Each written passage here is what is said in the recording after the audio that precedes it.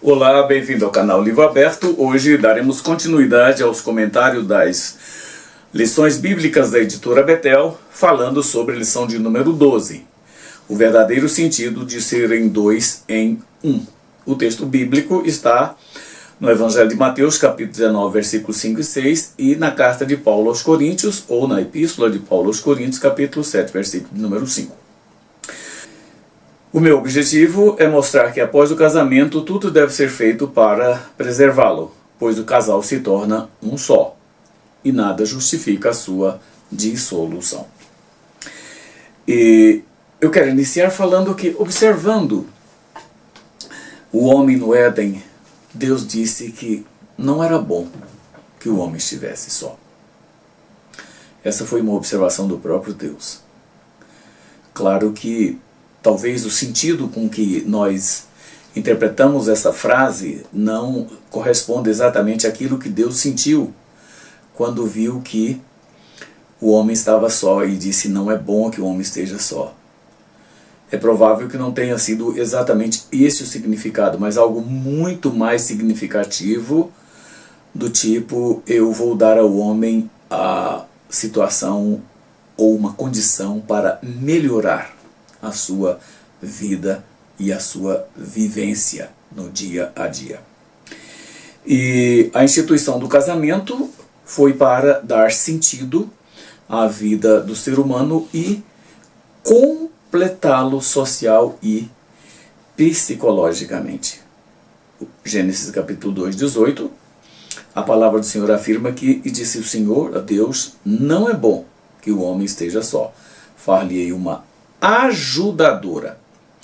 Em algumas versões aparece a palavra adjutora, em outras a palavra companheira. Todas essas palavras têm um sentido muito especial que Deus quis dar à mulher como sendo aquela que estaria ao lado do homem.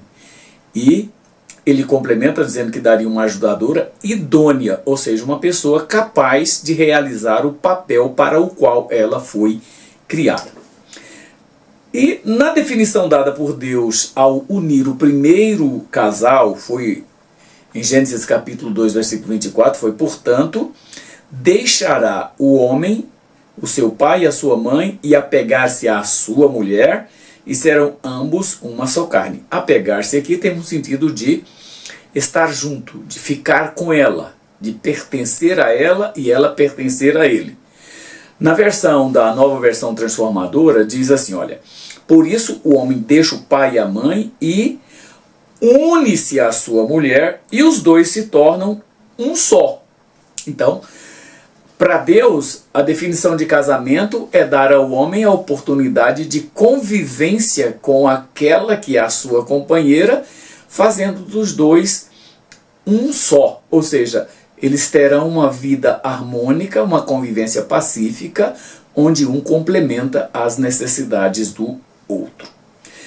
Essa é uma declaração de que o casamento, portanto, ele é indissolúvel, se tornam um só. Claro, ninguém vai querer fazer uma divisão daquilo que é mais importante na sua vida e tirar aquilo que é mais importante da sua vida. É a sua companheira, é o seu companheiro. E ao longo dos séculos, esse tem sido o modelo ideal de completude buscado por todos os seres humanos a fim de se sentirem realizados e continuar com a perpetuação da espécie. O casamento, ele tem, além de dar ao ser humano aquilo que é necessário para que ele viva bem, ela tem também a finalidade de perpetuar a espécie. O crescer e multiplicar não pode ser feito de qualquer jeito. Ele deve ser feito com a realização do casamento e a união conjugal do casal. Quando nos casamos, portanto, nós estamos na realidade buscando complementar a nossa existência, mantendo ao nosso lado uma pessoa que nos ajudará todos os dias nas diversas situações que a vida nos oferece. Essa é a proposta e a finalidade do casamento. Essa união ela é indissolúvel do ponto de vista bíblico, pois as Escrituras declaram o seguinte, Mateus capítulo 19, versículo 6. Assim, não são mais dois, mas uma só carne. Carne aqui é no sentido de pessoa. Serão apenas uma pessoa. E, portanto, o que Deus ajuntou, o homem não separa. Essa é a perspectiva, a visão que nós devemos ter do casamento, que é algo que Deus uniu. E que se Deus uniu, não pode haver nenhuma separação, nenhuma cisão, mas ao contrário, os dois devem viver de modo tal que complementem-se um ao outro. E no estudo dessa lição, como sempre eu tenho feito, seguindo o modelo da própria revista, eu divido o texto em 3 tópicos e acrescento ao final as nossas aplicações. Vou fazer isso também nessa lição. E eu quero começar o tópico número 1, falando sobre para que o casal se torne uma só carne ou uma só pessoa, é necessário que se una primeiro no espírito e na alma. Nós nem sempre valorizamos esses aspectos, eu diria, subjetivos da união do casal.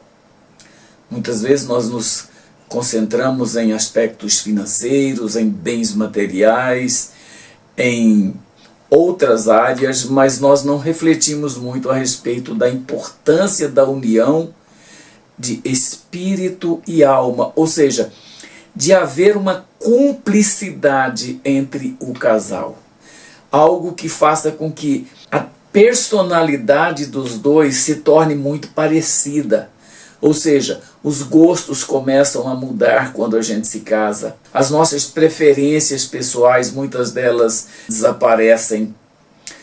Outras surgem em decorrência da convivência com a pessoa com quem nós nos casamos, que está ao nosso lado.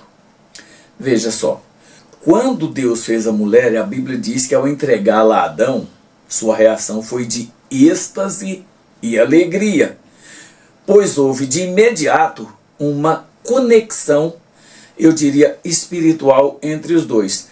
Tanto que ele afirma, eu acho interessante o que a nova tradução na linguagem de hoje fez com o versículo 23 de Gênesis 2, ele diz assim, agora sim, parece que tudo com que Adão havia convivido até ali, animais e tudo mais, não o fazia feliz, não dava a ele aquela certeza, aquela maneira de viver que de fato traria para ele toda a realização pessoal. Agora, quando Deus traz a mulher e a entrega a ele, ele reage de uma forma muito positiva e ele diz, agora sim, essa é carne da minha carne e osso dos meus ossos. Ou seja, nós temos a mesma natureza, a mesma composição. Nós temos a mesma forma de ver, de pensar. Foi essa a reação que Adão teve ao receber de Deus a mulher. E do ponto de vista bíblico, o que consuma o casamento é o ato sexual, e não as juras e as promessas e o compromisso que a gente faz diante de uma autoridade que celebra o nosso casamento. Antes de fazermos aquelas promessas e aquelas juras numa cerimônia de casamento, nós precisamos estar preparados para entrelaçar a nossa vida com aquela pessoa com quem nós estamos nos casando naquele instante.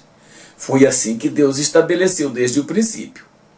Não foi uma união em que os dois viveriam a critério pessoal e do jeito que quisessem, não. A partir do casamento, o casal deve procurar viver harmoniosamente e tendo a mesma perspectiva. Como eu já disse no vídeo anterior, viver bem e conviver bem com aquela pessoa com quem nos casamos não é ficar olhando para aquela pessoa, mas é os dois olhar na mesma direção, procurar os mesmos objetivos e atingir os mesmos objetivos. E Isso é algo mais significativo do que simplesmente casar para manter relações sexuais. Embora, claro, as relações sexuais no casamento sejam de muita importância e sem elas nenhum casamento sobrevive. Por mais dificuldade que haja, por mais problemas que haja, sem essa convivência sexual é difícil preservar um casamento. Claro, as exceções existem.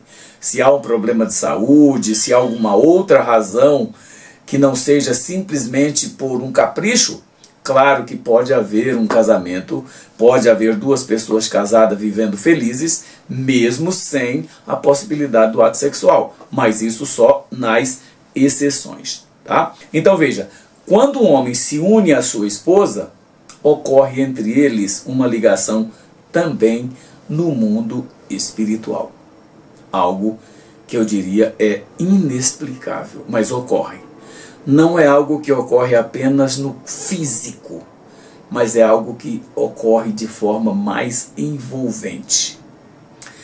É algo muito especial que somente Deus, como Criador, como aquele que nos fez, cada um de nós de um jeito, cada um de nós com uma personalidade, com um caráter, que nos torna tão cúmplices um do outro no momento em que isso se realiza. Portanto, do ponto de vista de Deus, o ato sexual só é completo se entre o casal já existir um entrelaçamento de espírito e alma. Porque o corpo, claro, ele vai estar em contato um com o outro. Mas esse contato físico, ele só pode ser pleno se já tiver havido esse contato e entrelaçamento de espírito e alma. Portanto, para que haja inteira conexão entre o casal, é necessário que antes de tocarem nos corpos um do outro, já estejam unidos intimamente, que é a união em espírito e em alma. Para nós que somos tricotomistas, existe uma diferença entre espírito e alma. Eu não vou aqui tecer comentários a respeito, porque não é o propósito dessa lição discutir esses detalhes. Mas é evidente que, se não houver esse entrelaçamento de espírito e de alma entre o casal, a relação sexual meramente não terá significado como é o propósito de Deus para ele.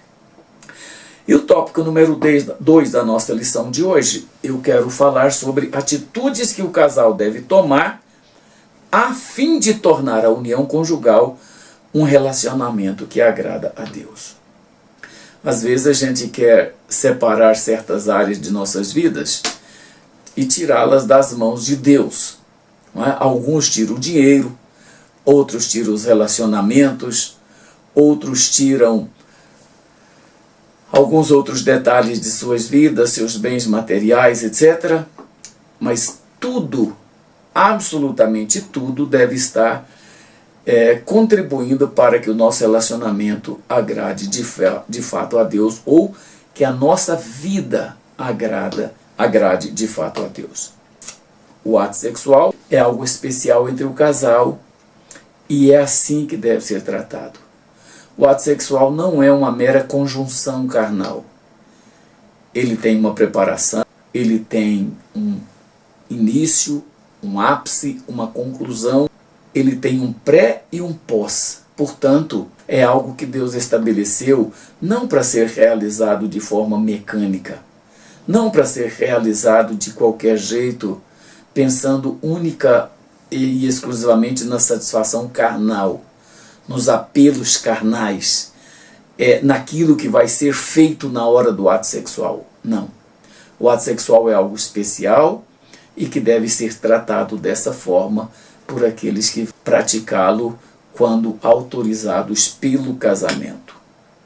O ato sexual deve ser praticado com o consenso do casal, pois, como diz as Escrituras, nem o homem nem a mulher têm poder sobre o seu próprio corpo, mas o cônjuge tem.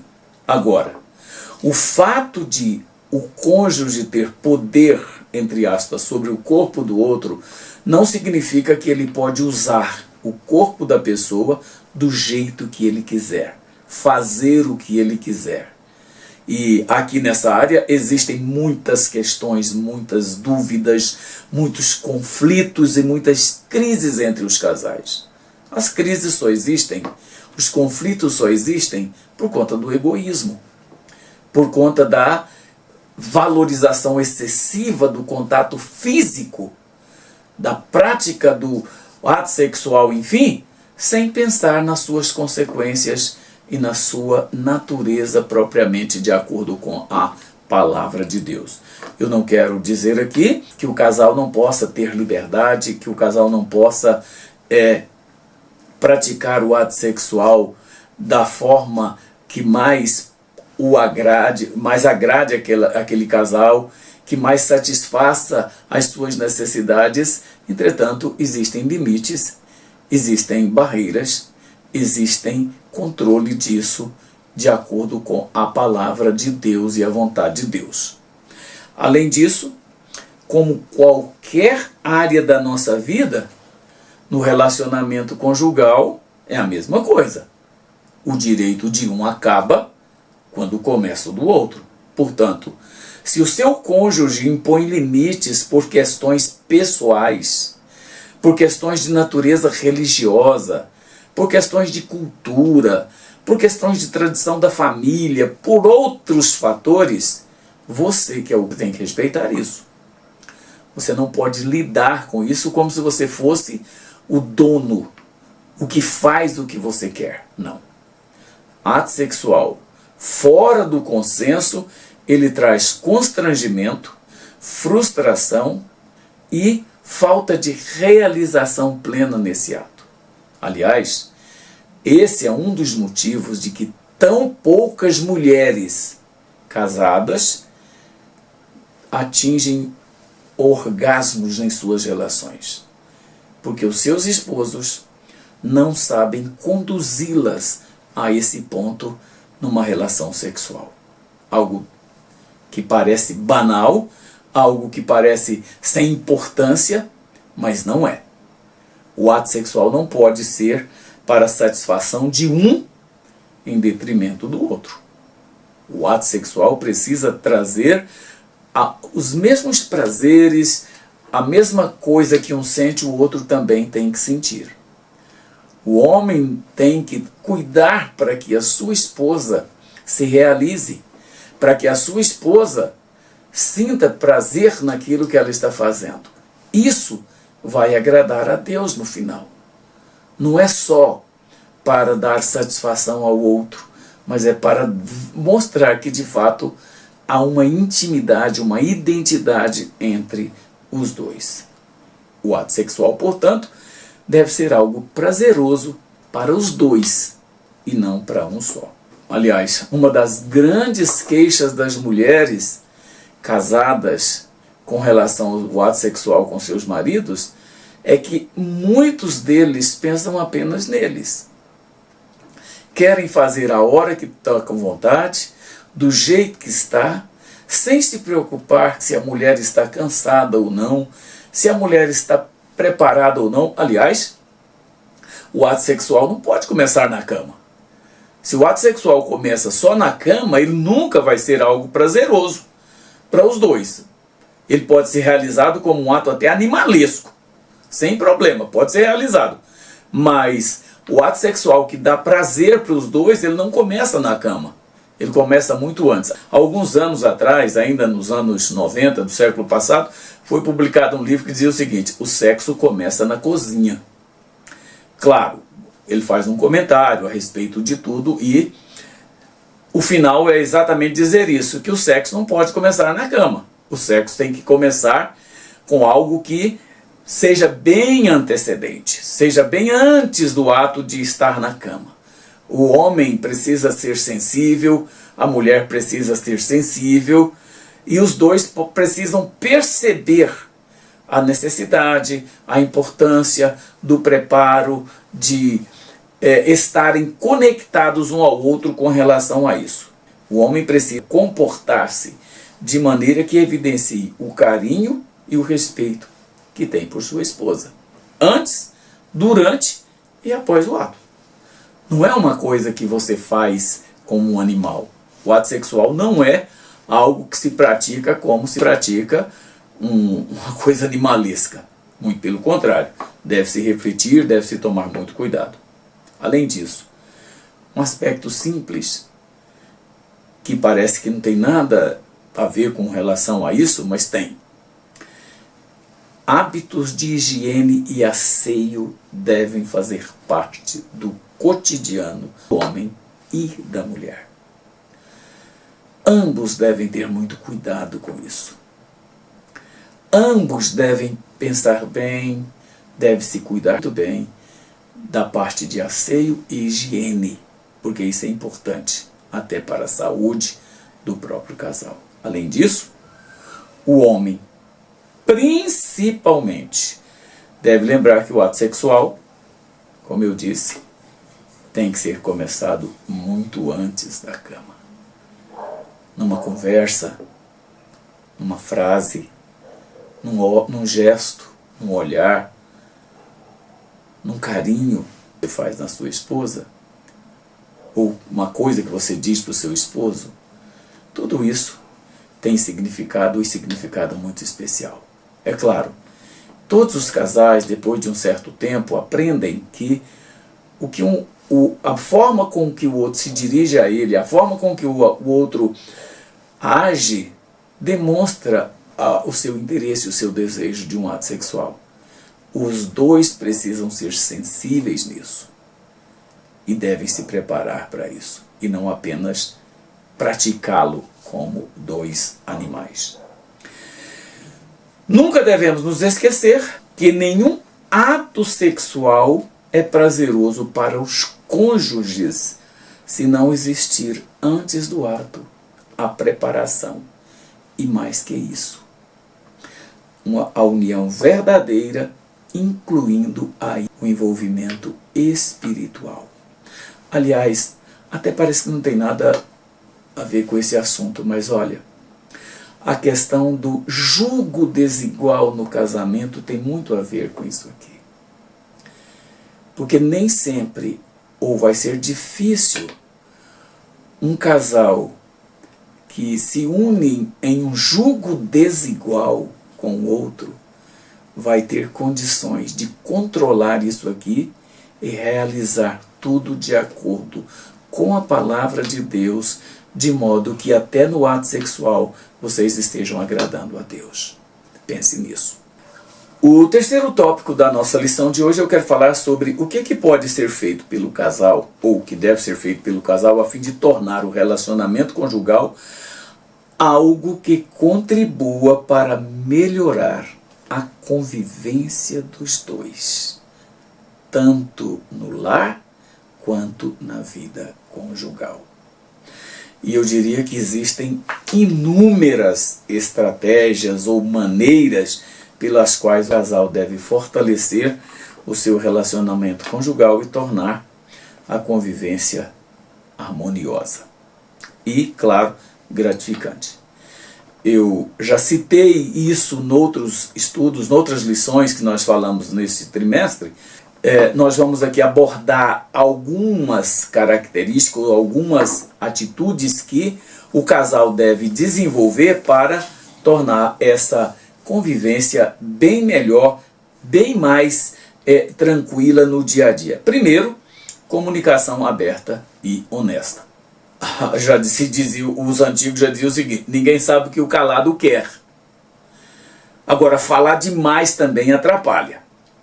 Então, o que é que nós temos que fazer? Nós temos que ter uma comunicação aberta e honesta.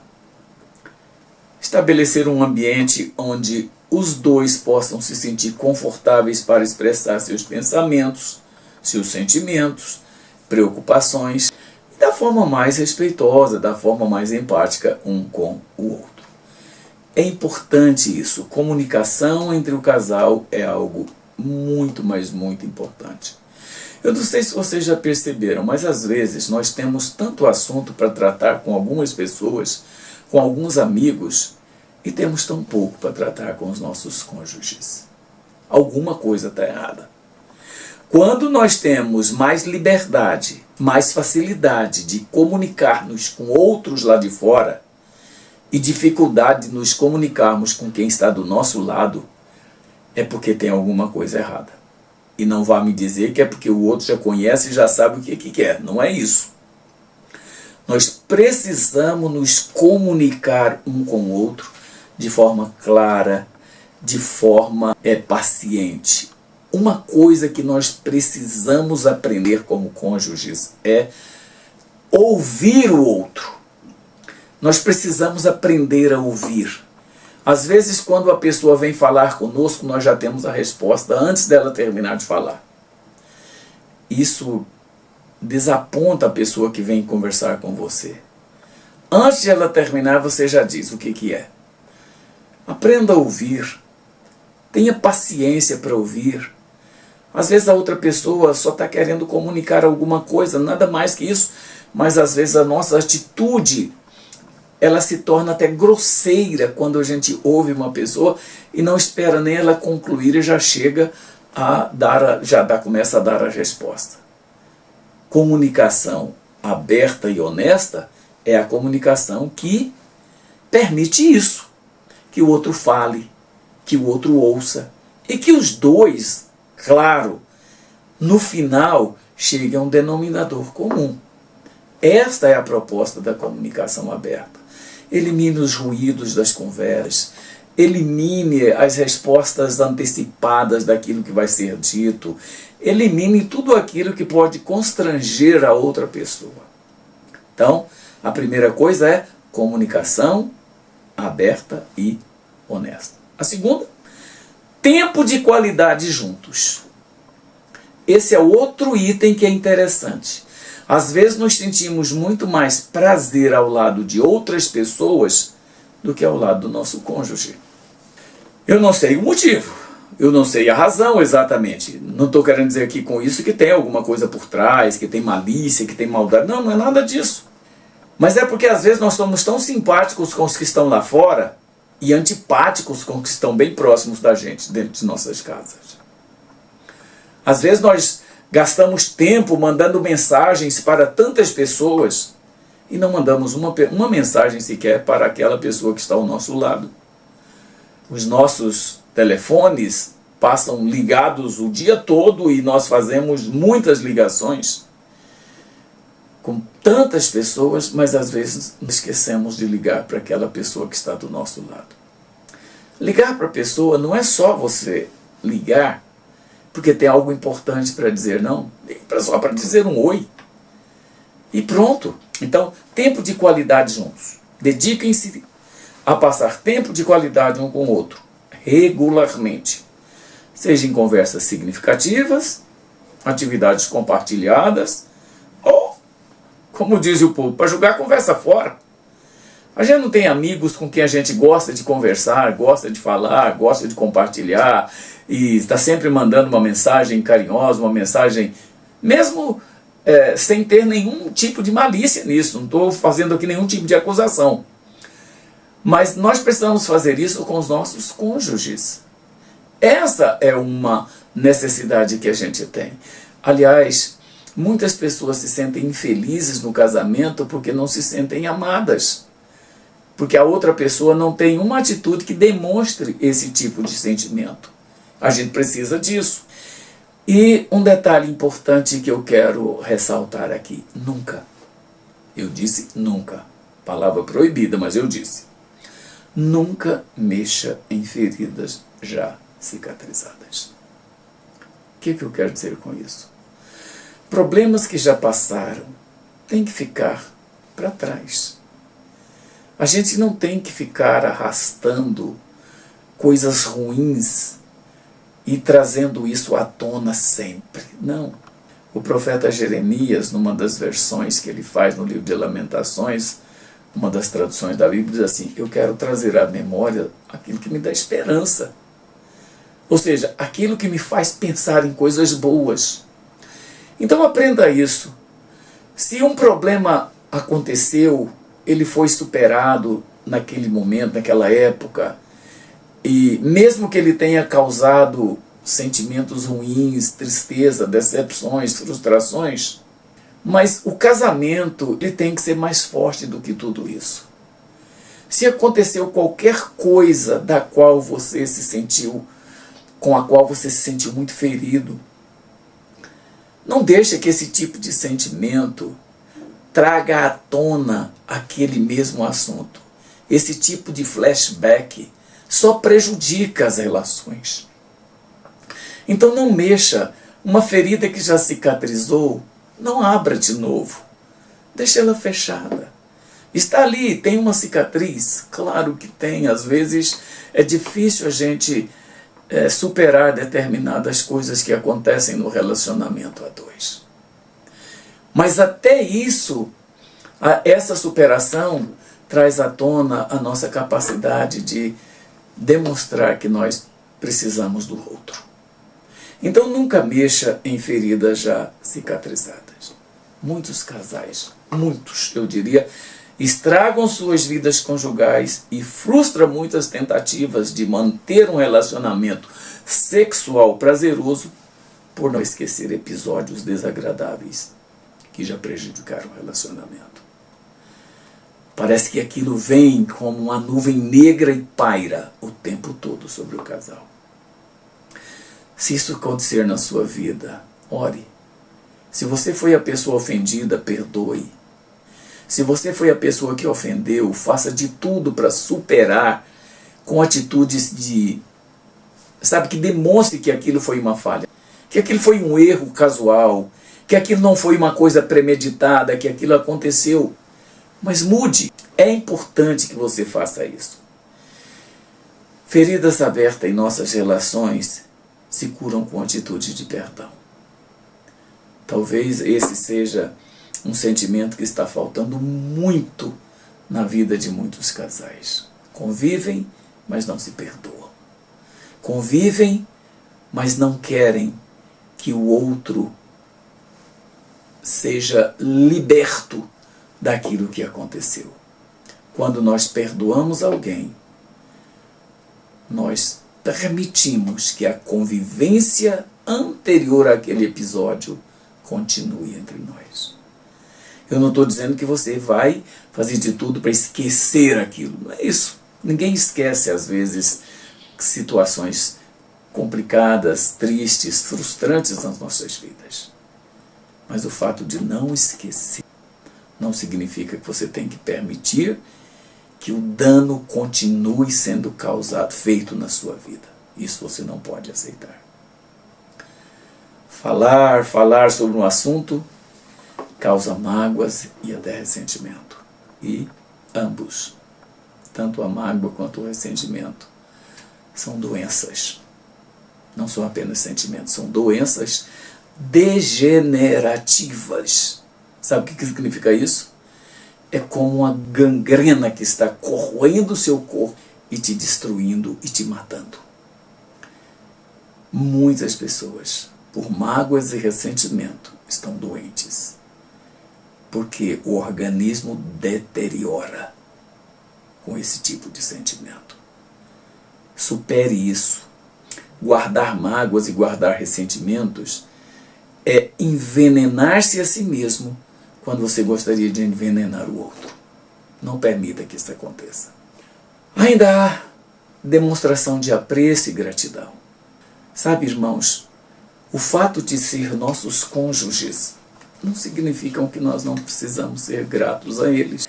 Outro aspecto é demonstrar apreço e gratidão. Nós precisamos reconhecer e valorizar a pessoa que está ao nosso lado.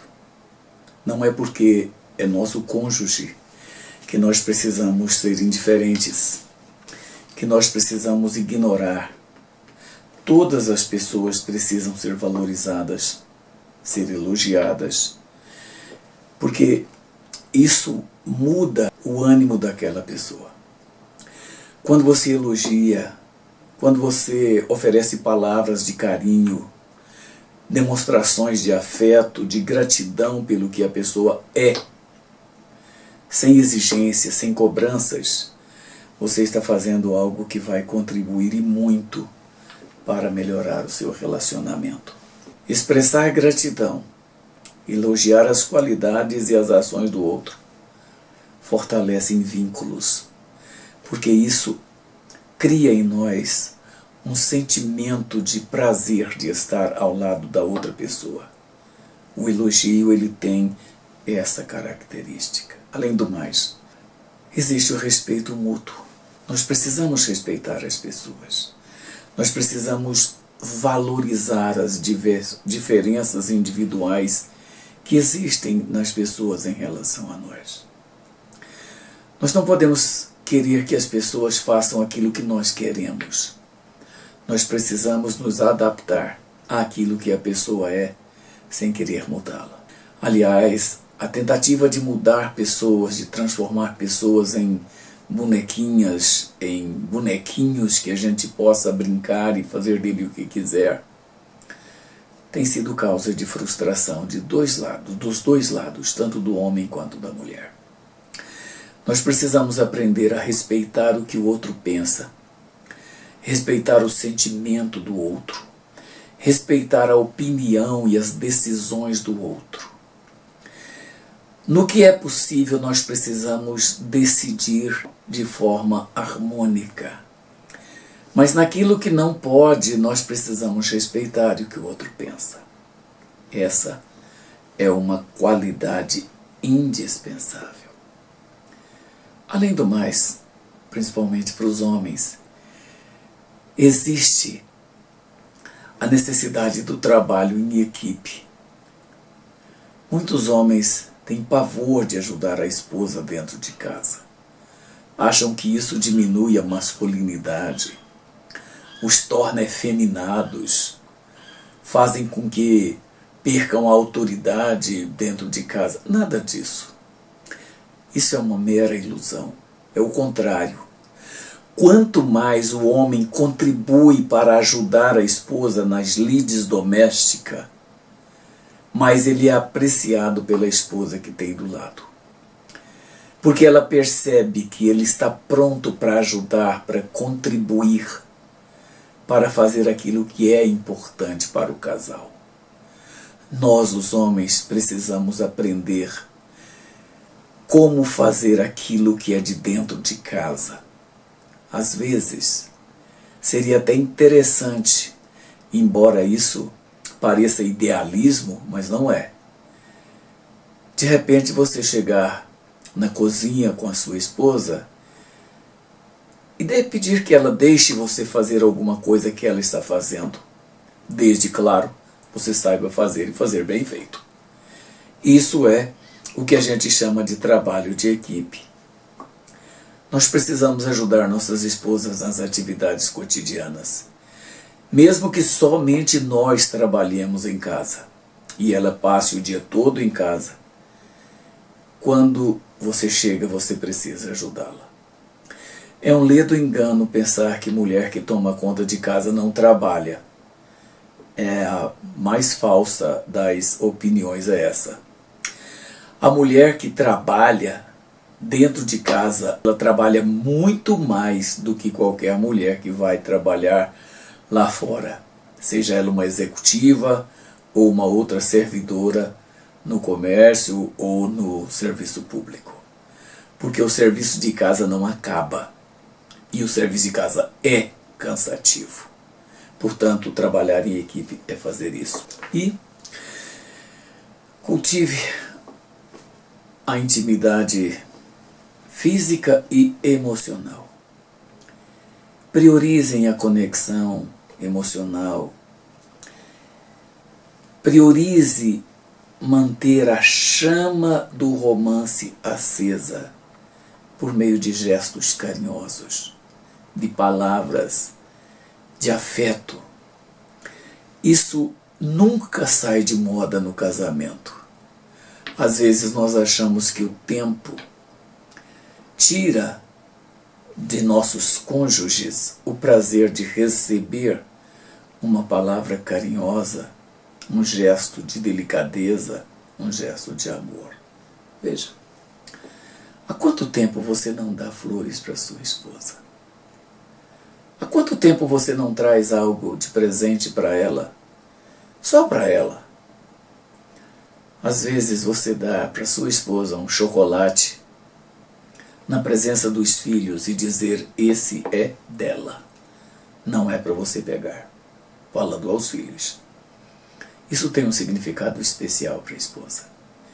Você trazer uma única bala e dar para ela e não para os filhos, isso faz diferença no relacionamento. E buscar o crescimento conjunto. Todos nós precisamos crescer. Todos nós precisamos evoluir na vida, tanto pessoalmente quanto profissionalmente e espiritualmente também. Seria interessante se nós nos preocupássemos mais com esses aspectos de nossos cônjuges e contribuíssemos para que eles pudessem crescer espiritualmente, profissionalmente e como pessoas que eles são. Às vezes é necessário a gente se envolver para ajudar o outro a desenvolver uma profissão, a fazer um curso, a aprender algo novo. Sabe, quando você sai de casa para aprender uma coisa nova, isso motiva você. Isso faz com que você cresça. Claro, há exceções. Há pessoas que preferem o sedentarismo, preferem ficar dentro de casa, mas isso não inibe, não exime você da responsabilidade de incentivar o seu cônjuge a crescer e, principalmente, crescer junto com ele. E eu diria ainda que invista tempo e esforço no relacionamento conjugal. Essas estratégias que eu acabei de falar são as estratégias bem simples, mas que, se postas em práticas, podem mudar a vida de muita gente. Muitas mulheres infelizes, muitos homens infelizes, por conta de detalhes tão simples. E eu quero encerrar esse comentário de hoje falando sobre algumas aplicações que eu gostaria que você refletisse. Primeiro, Deus instituiu o casamento para que o ser humano pudesse se completar a fim de viver plenamente feliz. Deus não quis o casamento só para a procriação. Deus quis o casamento para que o homem e a mulher se completassem. Aliás, é talvez algo que não pode faltar na vida de nenhum ser humano. É o relacionamento com o outro. E a forma correta de se relacionar com o outro é por meio do casamento, da convivência, do bom relacionamento. Foi para isso que Deus fez o casamento. Segunda, antes da união em um ato sexual, o homem e a mulher precisam aprender a se conectarem em espírito e alma. Pois só assim pode se atingir os fins a que se destina o ato no casamento. Ninguém pode se esquecer que o casamento, o ato sexual, não começa na cama. Começa muito antes. Não esqueça disso. Quando você deixa para o ato sexual começar na cama, ele será algo muito próximo de uma coisa mecânica, sem prazer, sem emoção, apenas fazer por fazer. Mas quando você planeja, pensa, reflete, incentiva o outro, o ato é bem diferente. Pode ter certeza disso. Quarto, nunca devemos nos esquecer que nenhum ato sexual é prazeroso para os cônjuges se não existir antes uma preparação e, mais que isso, uma verdadeira união, incluindo o envolvimento espiritual. Ato sexual não é só corpo com corpo, é espírito com espírito, alma. Por isso a gente tem que pensar muito. Quinto, Existem várias estratégias para você fortalecer o seu relacionamento conjugal e tornar a convivência no lar mais harmoniosa e gratificante. Eu falei apenas algumas aqui. Mas cada um de nós sabe onde nós precisamos melhorar e onde nós precisamos mudar. Eu sugiro que você honestamente pense: o que você pode fazer para melhorar o seu relacionamento conjugal? Não vá me dizer que não adianta, não vá me dizer que não faz mais sentido, não vá me dizer que já está velho, não vá me dizer isso. Nada disso é verdade. Todos nós podemos melhorar os nossos relacionamentos. Nós só precisamos examinar as nossas atitudes, a nossa conduta e procurar mudar. Melhorar isso. Aliste. Pega uma folha de papel e faça um propósito de mudar naquilo que você sabe que seu cônjuge não gosta. E procure reforçar aquilo que você sabe que ele gosta. Isso é importante. E eu tenho certeza que se você fizer isso, a sua família e o seu relacionamento conjugal vai mudar. Que o Senhor abençoe sua família e que você possa mudar a sua conduta dentro de sua casa com seu cônjuge. E sua família vai ser muito melhor.